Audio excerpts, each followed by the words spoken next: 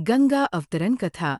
सुनिए गंगा माता के अवतरण की वो पावन कथा जिसमें तप, त्याग और भक्ति की पराकाष्ठा है। बहुत समय पहले की बात है। अयोध्या के राजा सगर ने एक बार अश्वमेध यज्ञ का आयोजन किया। अश्वमेध यज्ञ में एक विशेष घोड़ा छोड़ दिया जाता है जो जहां जहां जाता है वहां के राजा उसकी अधीनता स्वीकार करते हैं। लेकिन इस बार इंद्र को डर हुआ कि राजा सगर बहुत बलशाली हो रहा है। उसने यज्ञ का घोड़ा चुरा लिया और उसे लेकर जाकर कपिल मुनि के आश्रम में बांध दिया।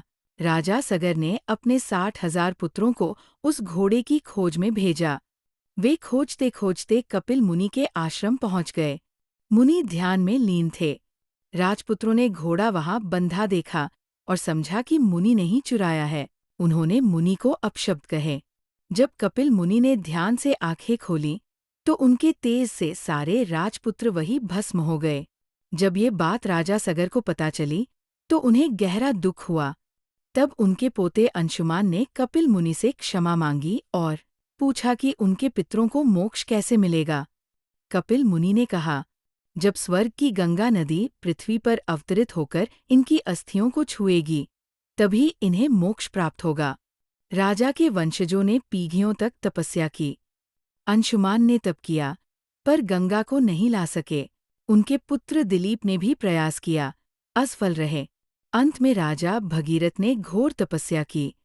ब्रह्मा जी उनकी तपस्या से प्रसन्न हुए और बोले, मैं गंगा को भेज तो दूंगा, लेकिन जब वह पृथ्वी पर गिरेगी तो उसकी धारा इतनी प्रबल होगी कि पृथ्वी फट जाएगी। भगीरथ ने तब भगवान शिव की तपस्या की। भगवान शिव प्रसन्न हुए और कहा, मैं गंगा को अपनी जटाओं में समेटकर धीरे धीरे पृथ्वी पर छोड़ूंगा।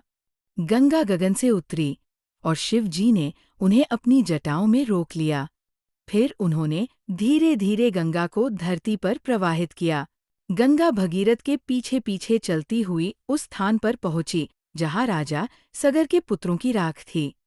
जैसे ही गंगा का पावन जल उन अस्थियों पर गिरा, सभी को मोक्ष प्राप्त हुआ। इसलिए गंगा को कहते हैं भागीरथी। भगीरथ के प्रयत्नों से आई हुई, पापनाशिनी, पापों का नाश करने वाली स्वर्ग गंगा जो स्वर्ग से अवतरित हुई। वीडियो अच्छी लगी हो तो लाइक, शेयर और सब्सक्राइब करना न भूले। बोलो जय गंगा मैया की।